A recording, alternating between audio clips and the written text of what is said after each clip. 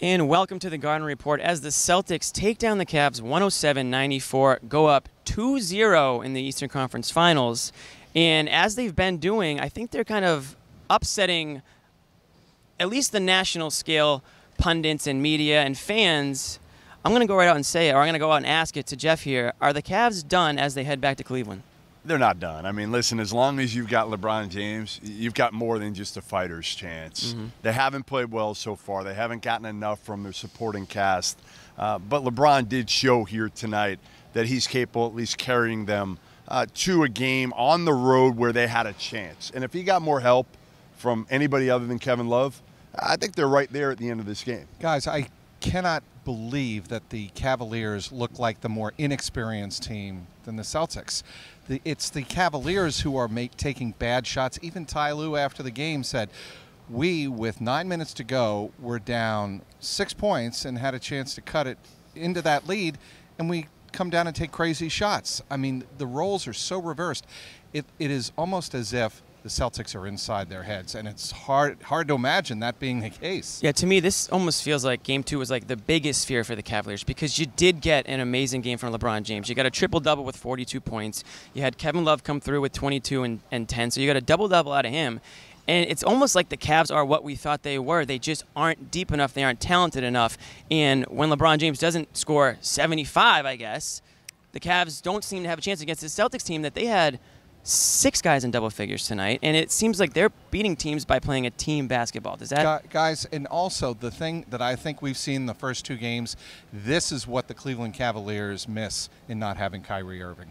Well, in defense, I talked to one Cavs player in the locker room after the game, and he said it was poor communication defensively. The rotations were slow, and that's where the Celtics are at their best right now. Let's face it, the biggest difference from a year ago to this team is no Isaiah Thomas. So there's no weak link defensively. Right. Every guy on that court plays their role and plays help.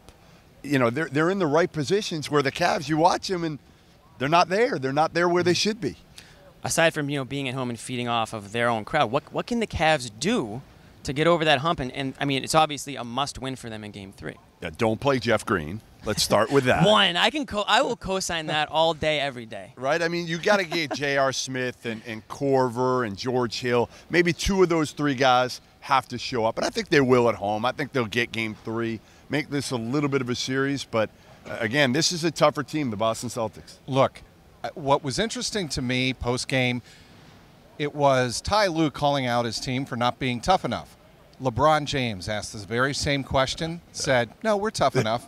I thought we showed toughness down the 4th quarter. We only got blown out in 1 quarter, but we were tough. Yeah. To me, maybe I'm reading too much into it. No, you're not. You correct me if I'm wrong, but that is a big chasm right there. No, it's clear. Everybody in the arena could see it, that the Celtics were the tougher team tonight. And again, LeBron shows his toughness, but how many of his teammates bring it? Tristan Thompson does. Yep. That's about it. Those are the 2 guys who guard and who bring it every single night in terms of the toughness department. But Marcus Smart, he was a game changer tonight. Yeah, we can't talk about this win without talking about Marcus Smart. And he's not a guy that you look at the box score and you're not wowed by it. But if you watch the game, you saw him all over the court, diving for loose balls, getting in guys' faces who he was unhappy with. I'm talking about J.R. Smith here. He had some interesting words after the game, called J.R. Smith a bully, said he's been a dirty player in the past.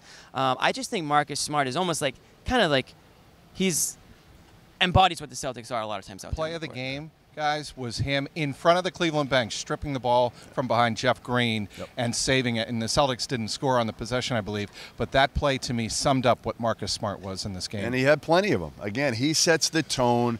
He's not the guy you look at, and he's never been the guy that you look at and say he was kind of the sexy player. Right. But you know what? Give credit to Brad Stevens, because somehow Brad Stevens gives him the freedom to jack as many threes as he wants as long as he goes out there and plays the way he does on the other end of the court. It's funny. I mean, you talk about Smart, you talk about Tatum, you talk about Brown. Those guys are all drafted high, but they're all different in their own ways, and they're all instrumental to the Celtics' success. But I want to go back to who you just mentioned, Brad Stevens, and who you mentioned earlier, Ty Lue.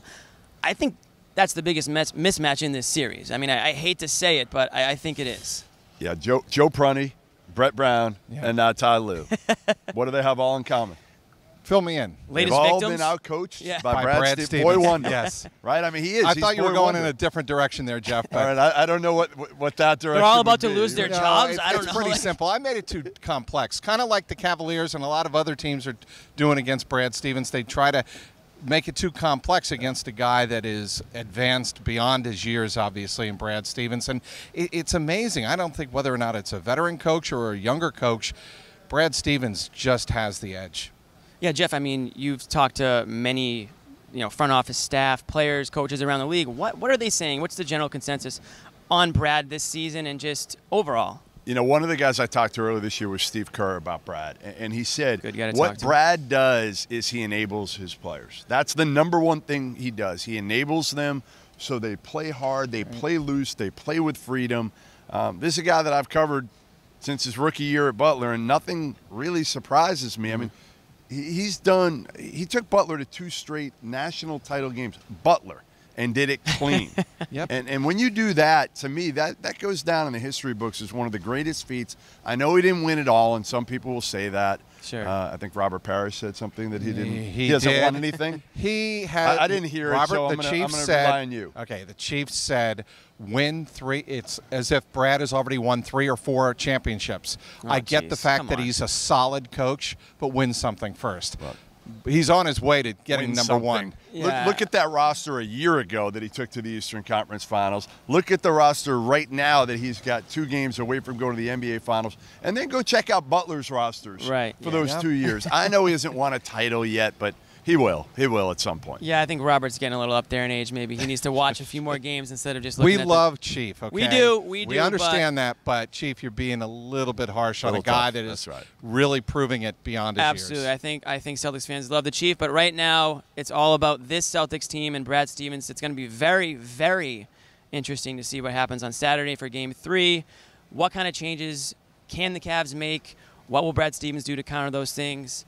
Stay tuned, folks. It's going to be interesting. Celtics could be on their way to either Houston or Golden State, and Saturday is going to be a big telling factor in that. So that's it for here from the Garden, CLNS Radio. We'll see you next time.